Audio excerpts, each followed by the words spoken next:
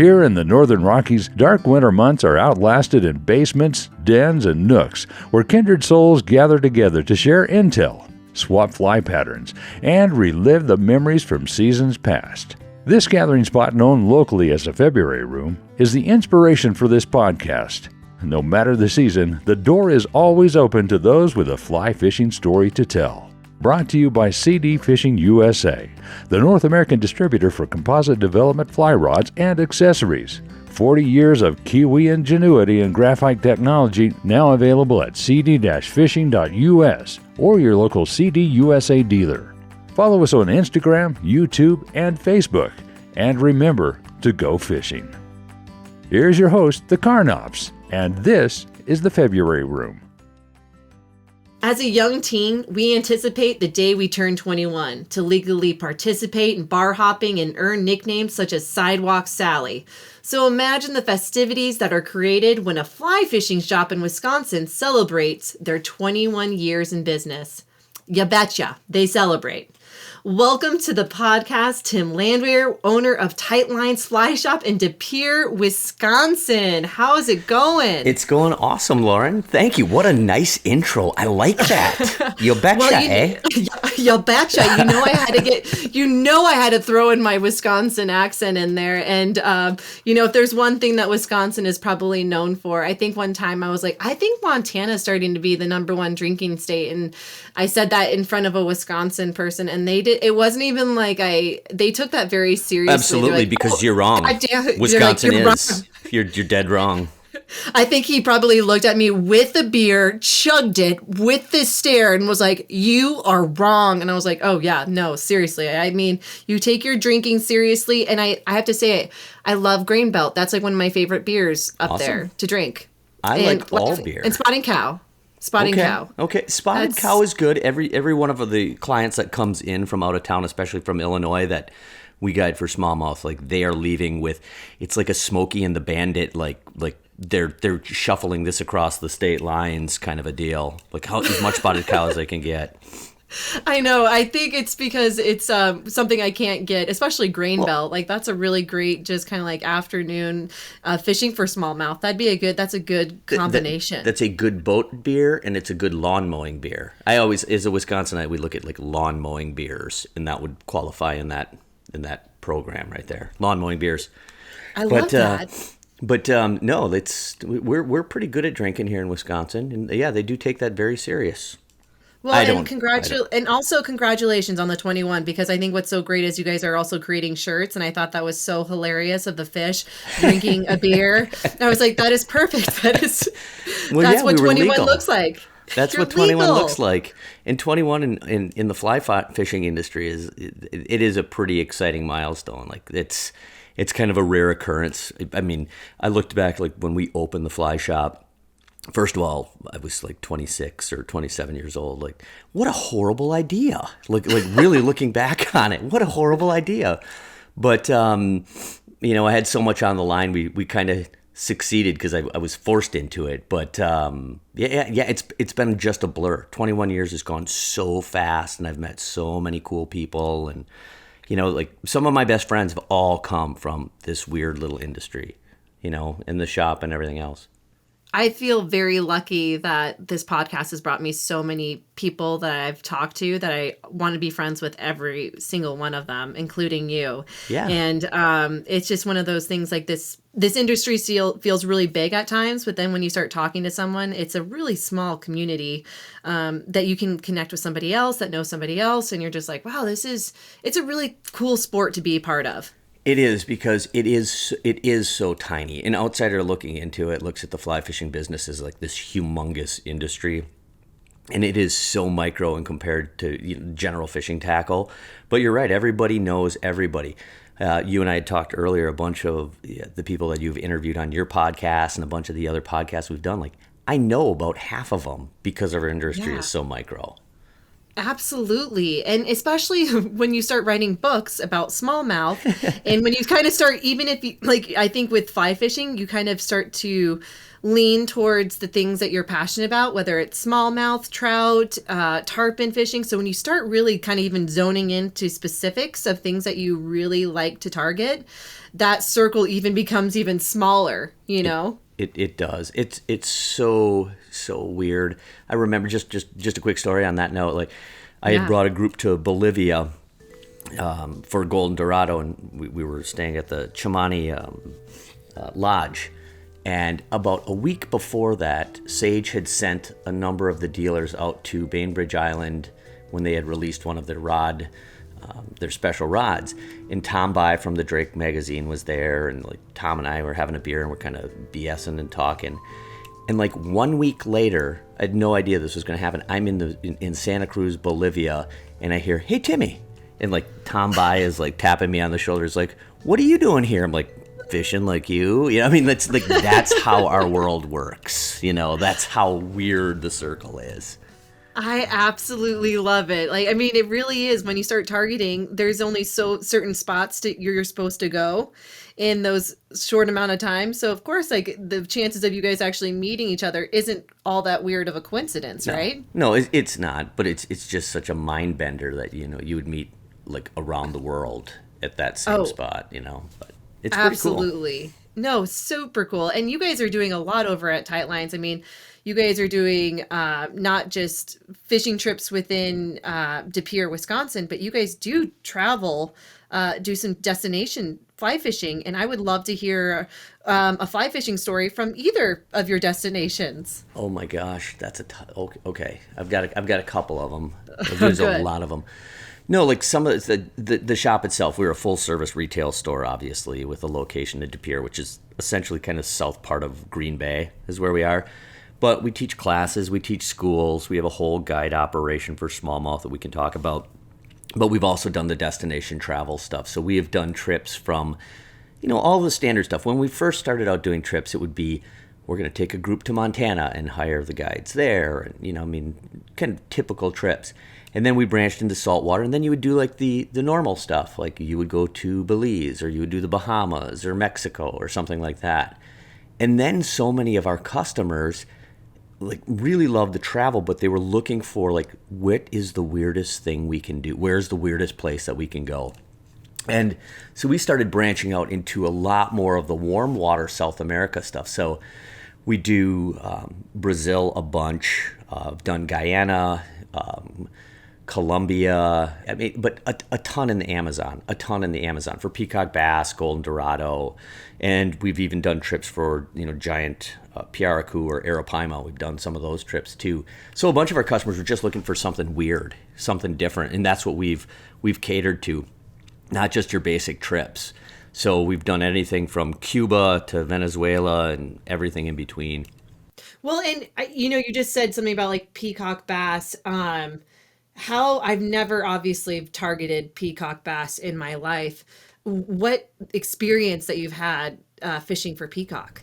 Well, I'll tell you, that's one of the coolest things, Lauren. Like, I listened to your podcast that you did with Stu when you guys were up fishing with Hayward, with our buddies over at Hayward, and you had talked a little bit about how cool the bite was. You know, like when like the fish blew up on it, you had spectacular topwater eat.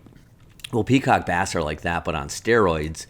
And some of these fish can get up to, I mean, we've caught them over 20 pounds, like the Rio Marrier, like we've caught 20-pound peacocks. But when one of those eats a topwater or a popper, it's like somebody just threw a bowling ball in the river. You know, I mean, it is an explosion.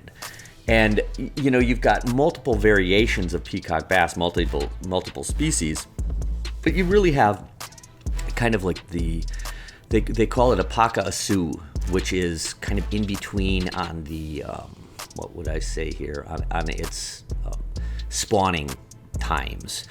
And the spotteds themselves that do not have kind of the vertical bars are the strongest, meanest, nastiest, most awesome fish on the planet. So much fun to catch. So, and then it's just one of those things where I always tell people, especially when they start looking at like warm water exotic trips through us, I always tell people, here's the thing about a saltwater trip or a trout trip. Whether you're fishing trout in New Zealand, Argentina, Montana, Spring Creeks of Wisconsin, the game remains pretty similar. the environment changes a little bit, but the game is similar. Saltwater, the same thing. Flats fishing. It doesn't matter if it's South Florida or if it's Belize or Mexico. It's similar. When you do a trip to the jungle, it's like somebody dropped you on a different planet. You know what I mean? It's like, is that a monkey? My God, that is a monkey. And there's like macaws and parrots flying over your head, and they've got the Amazonian river otters. So, I mean, these things are like 6 feet long and bark at you. And then you've got pink dolphins, freshwater pink dolphins. It's so amazing. But that is one of those things, like those of your listeners and yourself, you have to be really careful on those trips, because there are fly-by-night operations and then there are really good operations. And that is not a place that you want to skimp or go fly-by-night or DIY kind of a situation. Yes. So there's some dangers. Yeah.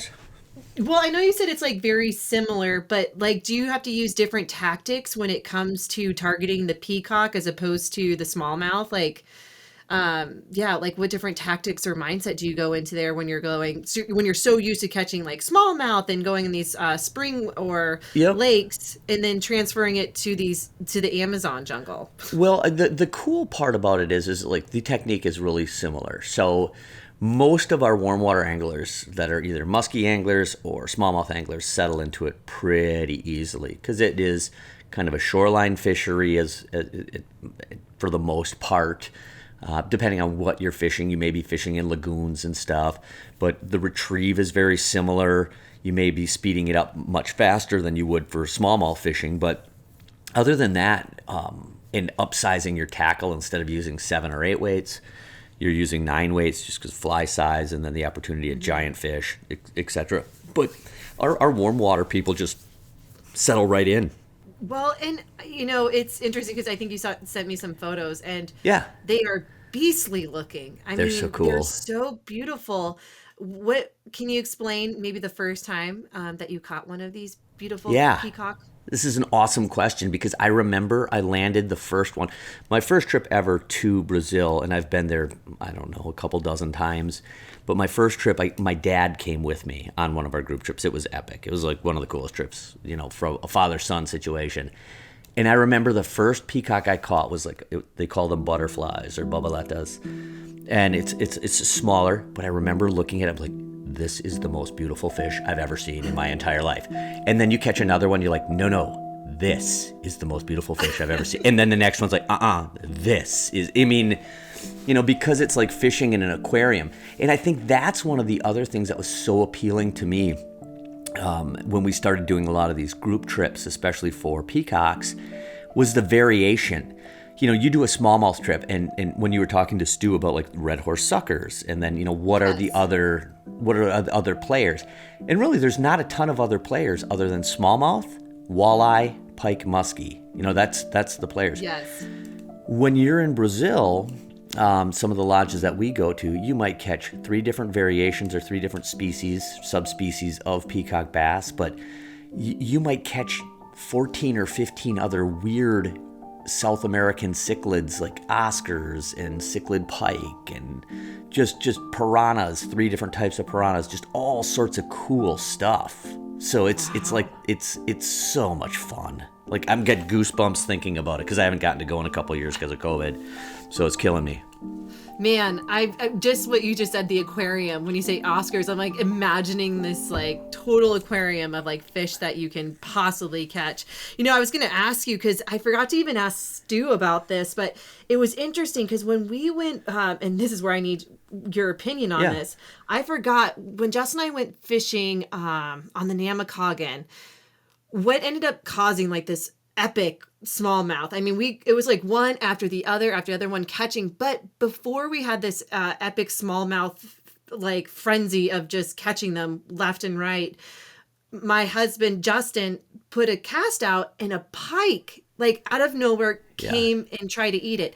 And that is when all the smallmouth, I don't know if the pike woke them up, but it was almost like the pike came, ate the fly, attacked it. He brought it in, and then all of us, we just kept, fishing that little spot, and then it was almost like that pike woke up all the smallmouth. No kidding. Because Is that normal? Like all the smallmouths are like, oh. It's not normal that like a pike necessarily would wake it up, but like we do have what we would classify as like just bite windows. And maybe it was just a coincidence that that pike blew up on it and that pike was still in that fish's bite window. But we have some of those just weird situations where like it goes from nothing and all of a sudden everybody's looking up. You know, it's a weird phenomenon. But that's that focus. It's like that laser focus that you have to be on.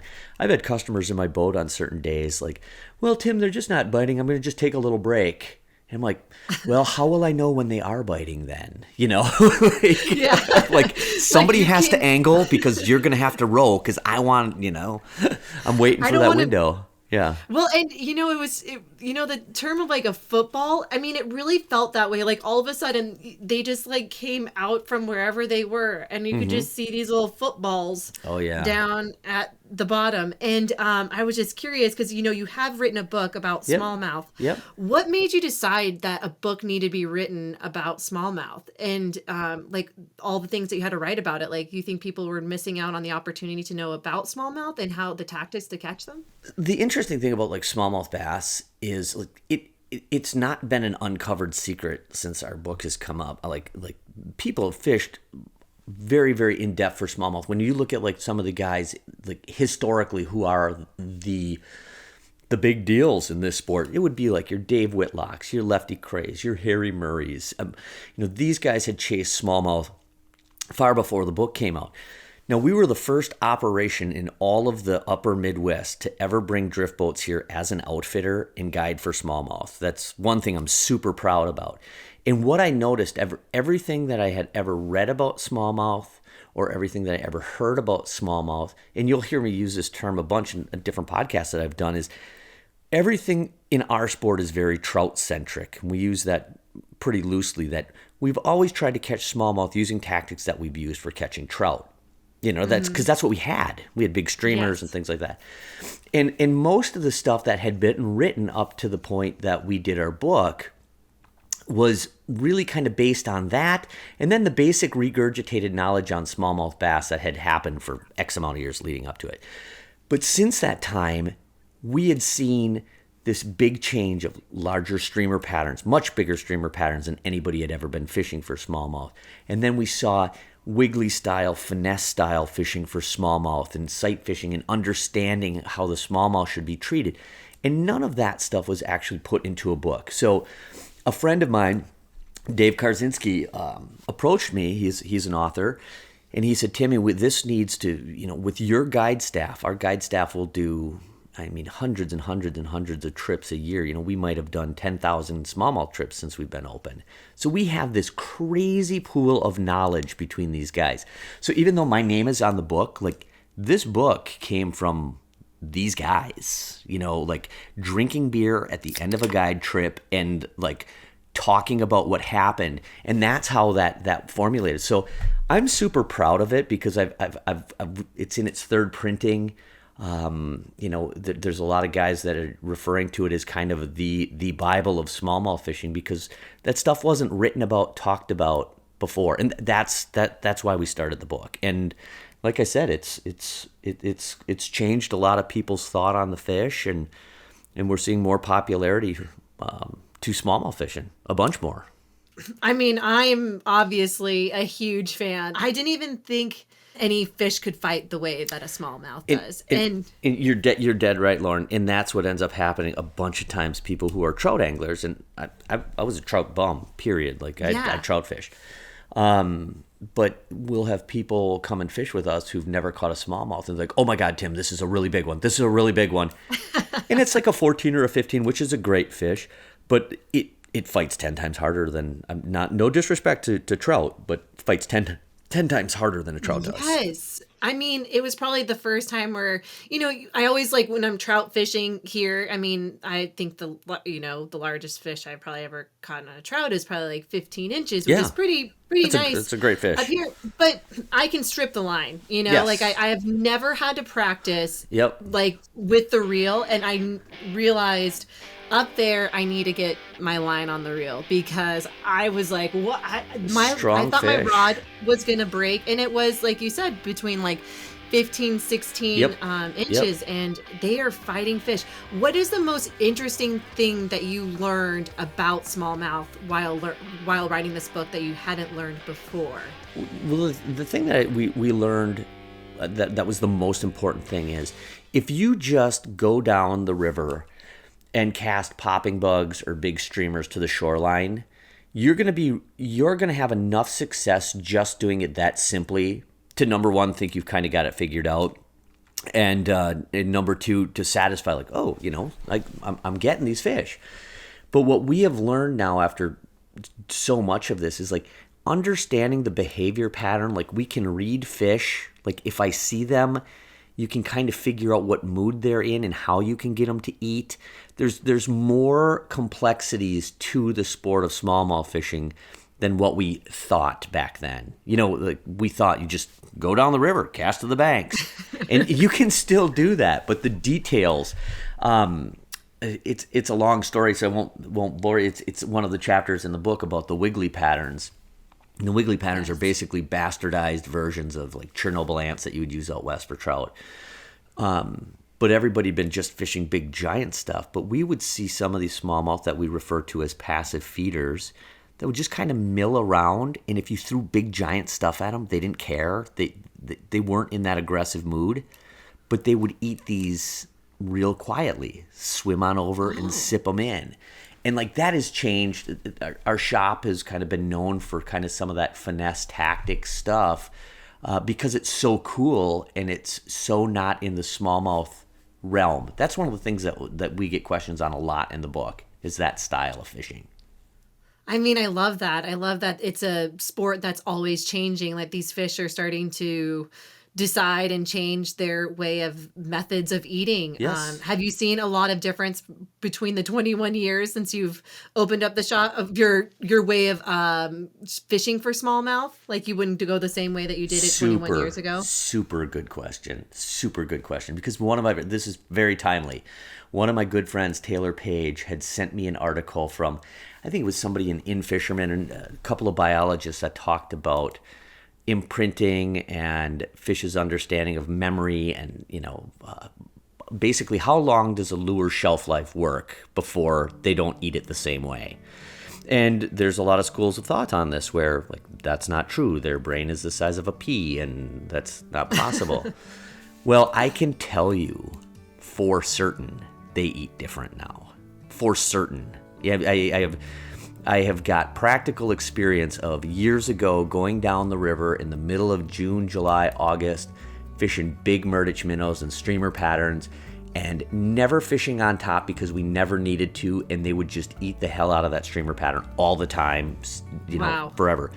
Now, they will follow some of those streamers. They'll still eat them really well, but they'll follow them. They'll sit behind them before they grab it. They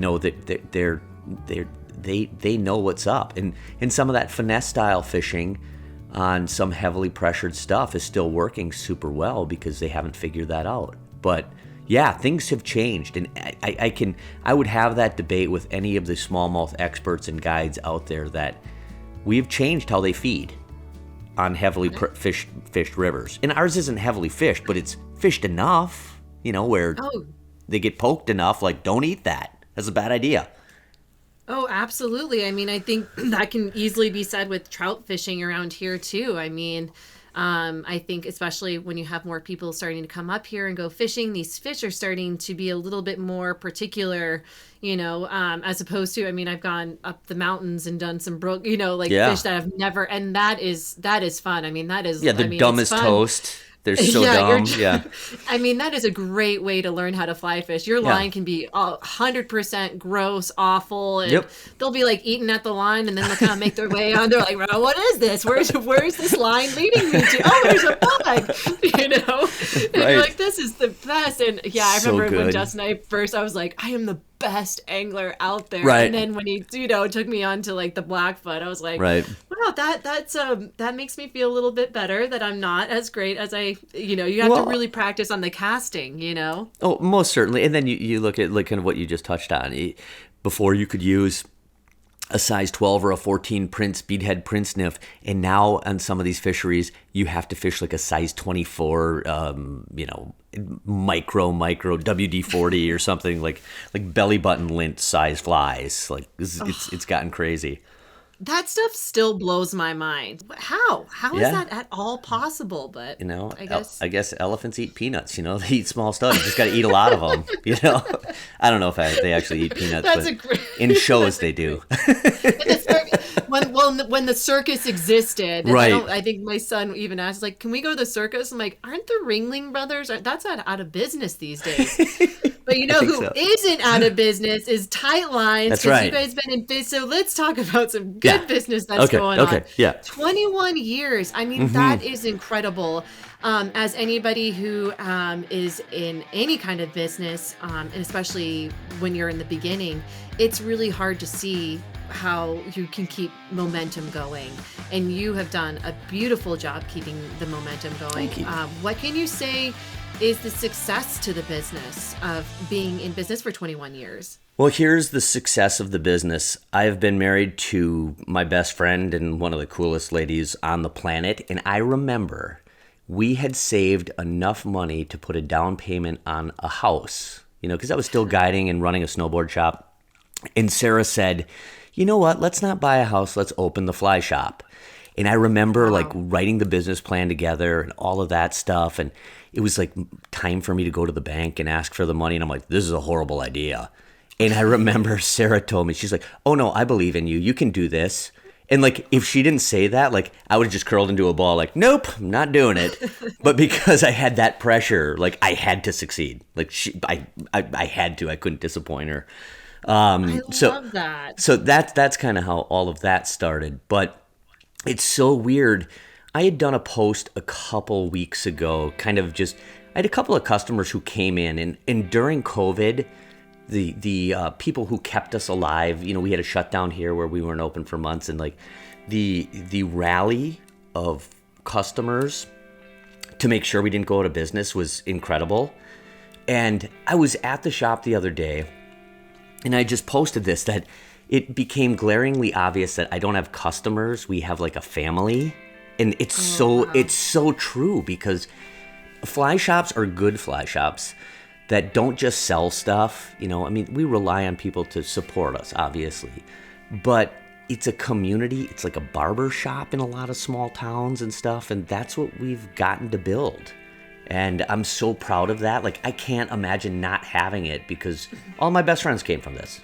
My wife came from this. All of this happened for, just what it is. Well, and I have to say, and I'm not trying, but I feel like in Wisconsin, especially in these smaller communities, it really is like a family-based operation. It's whether it's your buddies going fly fishing, I don't know. It's just everyone supports everybody in the community. You kind of know everybody, and I think that's so well said. And then the word just keeps being spread.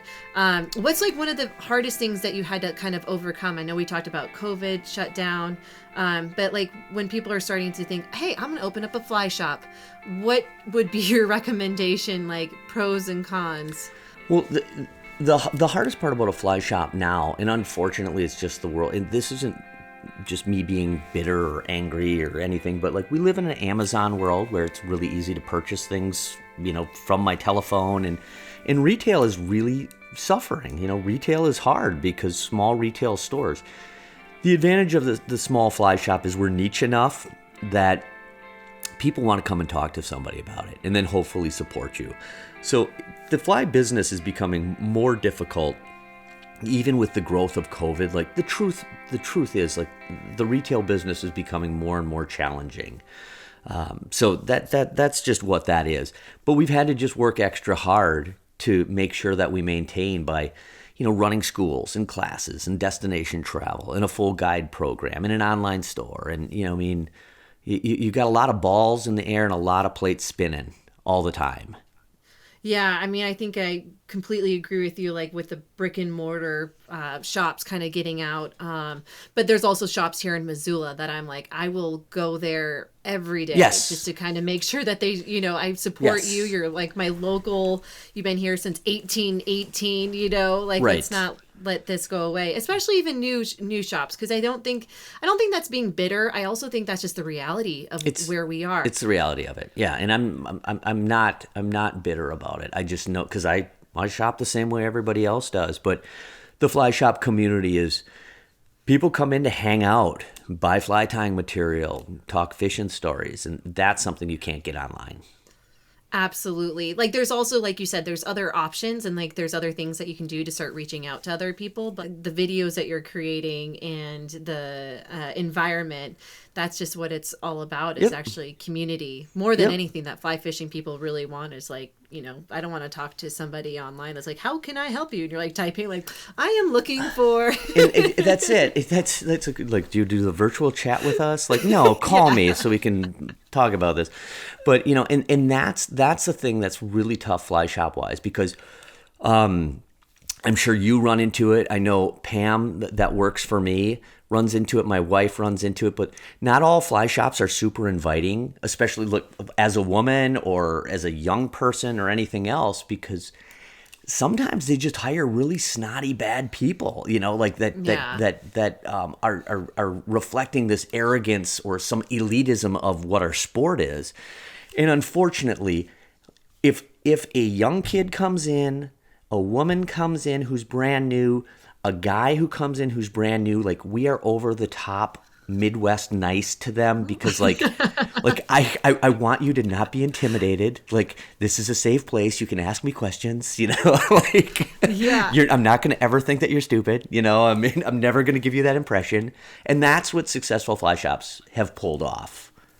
Yes, absolutely. Well, sometimes I feel that in fly fishing, if you aren't like the 100% being able to double haul, tie all the knots in a fly tire, then you aren't a fly. Like sometimes I get that vibe. Like, Yeah. oh, well, then you aren't really a fly. Like, can we have like the intermediate? Like, can we Right. have like the ones that are like, hey, I can do all of these things. Like, do I have to be the Like- advanced person? Or how that's about like, I fly fish, you fly fish. Can we be friends? That's all. I mean, Yeah. just a little bit even. And at the same time, I mean, like the fish isn't going to be like, hey, I saw you up there, and you have a You're terrible right. tailing loop. I can't possibly eat your fly. Your tailing loop looks awful. Your waders are not expensive. I am not going to take a picture with you. That's right. And so, That's funny. That's funny. I'm yeah, gonna use that. really, because sometimes I'm like, we're all in it for the same reasons. We love fly fishing and we like the benefits of fly fishing. Yeah. I absolutely love it. And I think what's even more fun is I love seeing my progression with fly fishing from the beginning to like where I am now. And I think like the whole journey of fly fishing is so much fun. That- like I enjoy it. That like is I like key. learning new things. That is key, and that is the one thing. Like, I've had a couple customers come in, like, and there's only a few times where like, I get my hackles up a little bit. I fly fished a bunch, but I kind of mastered that, and then I moved on. I'm like, well, that's completely inaccurate. You can never master it, and the rabbit Yeah. hole goes so deeply between. I mean, just species alone, traveling, fly tying, like, it is a lifelong sport. It is not like, it's not like anything else. It is a lifelong sport with an incredible community. I agree with that. Yeah. And I also think that with people with fly fishing, and maybe you've probably have experienced this with people coming into your fly shop, that they don't like it because they've done it once. Because let's just be honest, I don't know, maybe it's happened to a lot of people, but I have to be completely honest. Other than the brook trout that I thought I was amazing, Sure. and then I went to the water and Yep. I wasn't catching fish, it was a real struggle for me to for enjoy sure. fly fishing. Yep. The very first year. I feel so bad for people, like, when they're starting out and they do like a smallmouth trip or a guide trip and they're learning to cast and stuff. And I don't feel bad for me as a guide. I know that we have Right. some struggles and some hurdles to get over with, getting them up to speed to cast. But I just remember the frustration And like, I know where it should go, but I can't make it go there, like, and I always, I see the fish. yeah. And I always tell people, I'm like, man, if it were like the Matrix and you could take the blue pill, the red pill, like if you took this pill, like you can cast 80 feet on a rope and like immediately, we would be inundated with fly anglers. But unfortunately, that is the one hurdle. When they come in and they ask me about that, they have all questions about like flies and everything else. I'm like, here's what you need to do. You need to just become proficient as a caster. Don't worry about double hauling and all this. You need to become proficient in a bunch of different situations with wind and all the other things. Take some casting lessons from somebody who's a good instructor, not your spouse or your buddy. Like, go and seek somebody out who does this. Yes. Work on that. And then you can come into the shop and I'm just going to sell you the flies that are going to work. Like, don't worry about that part. Like, worry about the mechanics and like getting things dialed a little bit, and then go angling a bunch. Yes. Absolutely. And I love the tip that you were saying, like, don't have your spouse teach you how to fly fish. I mean, Justin obviously keeps giving me tips as I'm fly fishing. Yeah. But how's that work? How do you like that? Well, 45 degrees from the boat, I think I heard when I first started fly fishing, and I really wanted to take the rod and just like actually like swipe it across his face. But actually, he wasn't the first one to teach me how to fly fishing. We were working on a fly fishing show called what was it? It was The Fly Fisherman, and it was basically a tutorial on how to fly fish. And they looked around the office, and I was editing, and they're like, "Hey, Lauren, get over here. We have some, hosts we want to try out, and they're going to teach you how to fly fish."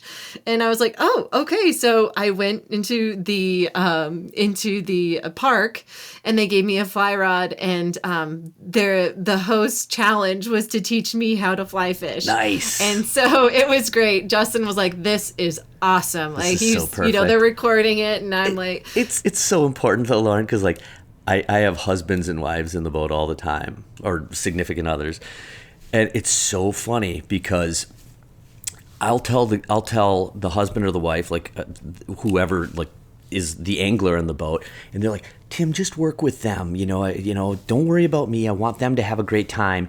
And I'll pull them aside and say, "Okay, I'm going to do my job, but I need you to promise me to do your job, and that is to say nothing." To say nothing. Like, I actually have to have that conversation. Like, I know it's going to kill you. Like, don't tell her to stop on the back cast more or something. Just shut your mouth and let me do my job. And it's so funny because I will see the husband or wife mention to their spouse, like, maybe just stop the rod right here. And you can see the demon eyes, like the lasers come through the boat. And it's so funny because I can stand up in the rower seat and be like, "Hey, Michael, you know what I would do? Stop the rod right here. Let me help you with the one." And he's like, "Oh, thank you. Great tip, Tim." Like, I can do that. But your spouse or your friend can't do that. You're too close. Yeah. Oh, actually this spring, I've signed up with, I always make it a joke because Justin's always on the oars and he's always taking me fishing. But this spring I've signed up with Jay Dixon. He's a fishing guide here, longtime fishing guide up here. And he's going to teach me how to row. Oh, don't do that. Don't do that. Why would you? See, God, I would avoid that at all costs. If you want to keep angling, just please, like, you're such a great rower. Just a great rower. You're so good. I think it's because we have two boats, and in the summertime he's sometimes guiding, and I want to go fishing, and I have some girlfriends that are like, "Let's go fishing," and I was like, just do it on the sly. Then don't let them know. Don't let them know your skill set. That is actually, I mean, I'm probably still gonna always be in the front of the boat, but it's funny because I'm just thinking about it because I was like, there's no way I want Justin to teach me because I can already imagine it, me reversing the truck, launching the boat. Yep. Well, I will say this though, Lauren, like, guiding, because I've guided since I was 17. Like, I've been a guide my whole life pretty much. Guiding has taught me so much about fishing, to a point of more than even just fishing. Sitting in a rower seat and understanding what the river is doing, watching people cast, make mistake after mistake. You get to identify different things. You're looking further ahead than what you would do angling. Like, it does make you far more well-rounded as an angler. Yeah. Have you ever had any crazy experiences taking people on a boat? Well, I mean, look, we run whitewater and all sorts of, stuff like that. Most of our water, smallmouth water, is fairly flat water, but we've got some stuff that's like class 3 and up to class 4 that we've run hard boats through, and some scary stuff. And I had one instance, I may have sent you a picture of one of these that I'm running a rapids, and there's kind of a giant wave train. In a hard boat, we were fishing one of the stretches that has a falls area through it, and it's normally not a big deal at all. It's not, I've run it dozens and dozens and hundreds of times. But earlier that day, I don't know, they must have had a pile of rain way up north that I didn't even know about, and they had opened the dam, which happens on occasion, but the river went from like 1,600 cubic feet per second to like 11,000 before lunch. And I'm looking at, and I'm seeing like trees floating past me. I'm like, oh my God, I got to do the falls. And I've got, 2 older gentlemen, and like, okay, there's a portage. And I got there, and I've run it that big, but was not expecting this to go down. But I got the 2 gentlemen up and around, and they're like, Tim, are you nervous? I'm like, oh God, no. My job is to instill confidence all the time. No, I'm not nervous at all. But man, the pucker factor was crazy because, and I ran it clean, but like I dropped in, and the first wave is like, I don't know, 8 feet of green. And then, I buried the bow in and took on maybe 15 gallons of water and popped back up, but made it through clean. But, we run into stuff like that. When you're on the river enough, you're going to run into people getting sick. Like things, lots of goofy stuff. So I'm curious, if people are going to make their way to De Pere, Wisconsin, what would you say about your home waters that's more unique around the surrounding area in Wisconsin? Because I haven't been to De Pere yet. Okay, so here's how it works. The shop is in De Pere. Essentially, it's Green Bay.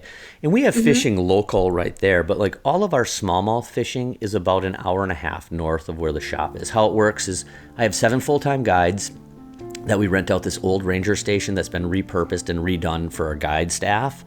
And they stay up there all summer. So basically from middle of May till middle of September, those boys are up there running the river. And it puts us more centrally located to a bunch of the stuff. But where we are, and the reason that I opened the shop where I have, I had mentioned to you, I met my wife in Big Sky, Montana, and I guided on the Madison, the Gallatin, the Yellowstone there. But we opened the shop here not just because this is where I'm from, but the diversity of fishing. I mean, you've tasted the smallmouth and the muskie, like that's epic, epic, awesome. But then we also have like the Bay of Green Bay and Lake Michigan, so I have like a miniature ocean.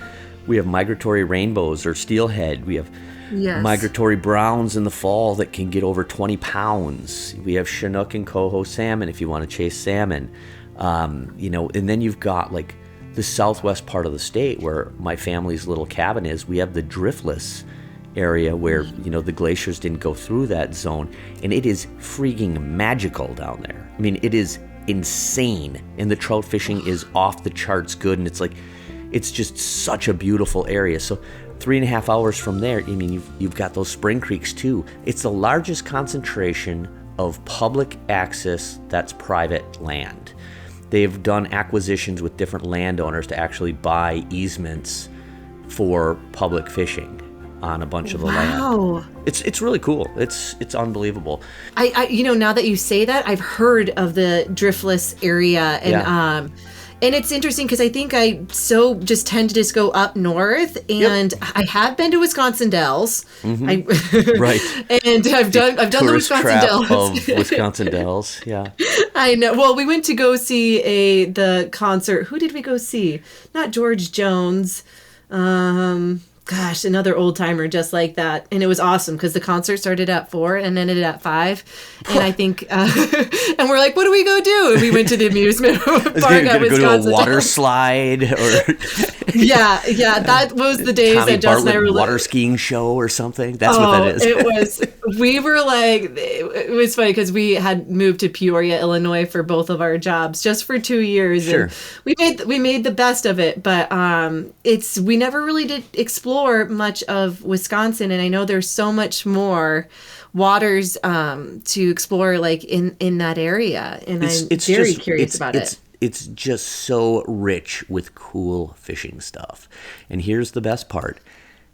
I'm telling everybody about it, but like we don't have all the people, I mean, yeah.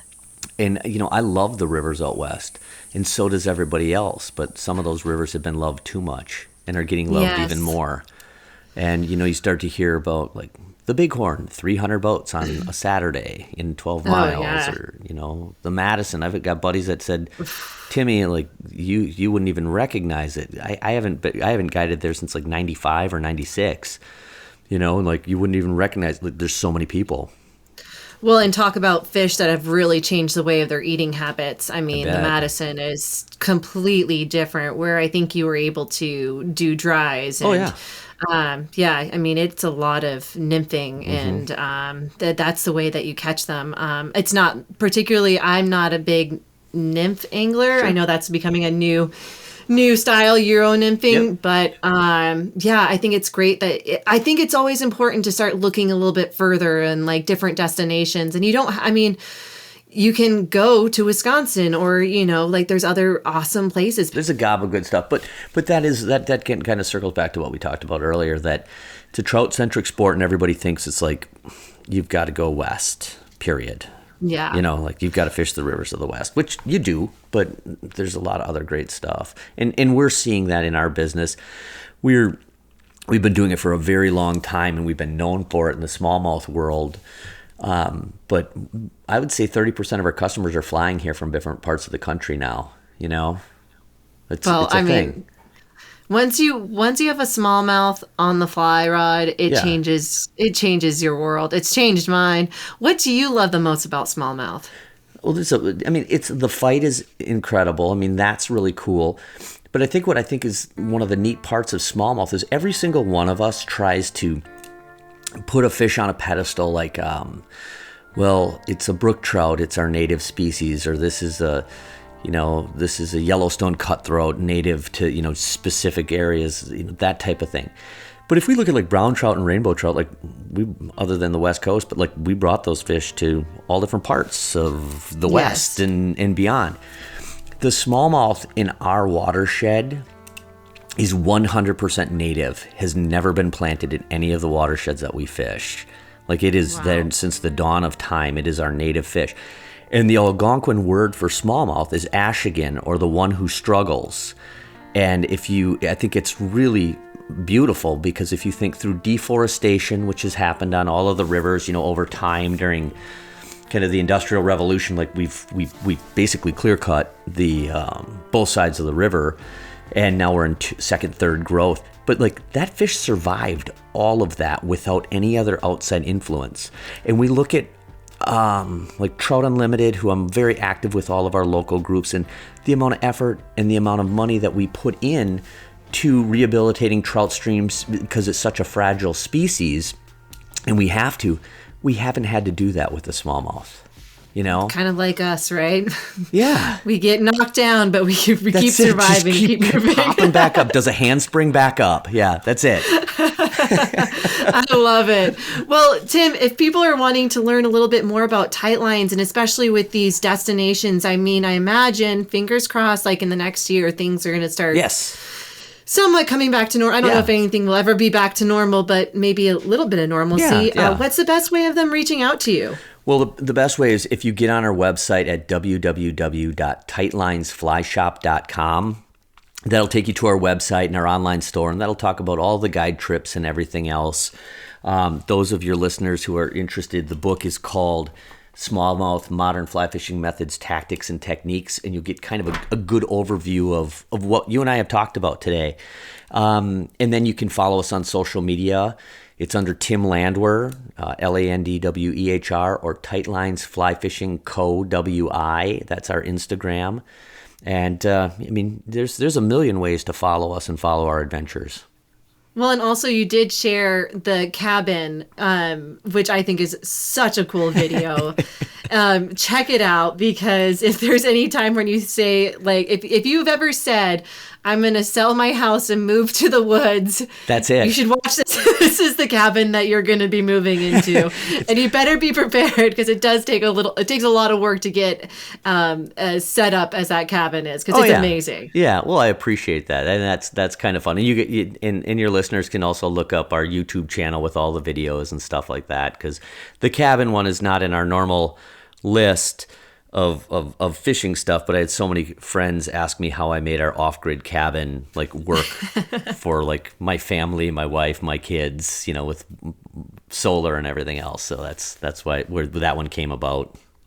Well, and I love it because it's a cabin. I love a cabin, because, some people tell you they have a cabin, and then you go to their cabin, it's a home, and it's bigger than your house. And you're like, I'm so sorry. I just did not get the memo that this has a garage. Right. Oh, a TV in every room. My God. Yeah, I'm sorry for my listeners if you have a cabin with a garage, but... Yeah, don't call it a cabin. It's embarrassing then, It's if I show up, that's not a cabin. You have 13 bedrooms. If I bring my grain belt, I'm expecting to be sitting on your porch with my mosquito repellent. I'm gonna be there with my lawn mowing beer, my deep woods off, with the hammock with a face on the tree, because someone thought that would look really cute on it. Yes, that's how I cabin. That's how I cabin right there. Go to thefebruaryroom.com, where you can access a complete library of our podcast and read more about our guests, their fishing stories, and favorite fly patterns. We're always looking for exceptional fly fishing yarns, and if you have one to spin, shoot us an email at info@thefebruaryroom.com.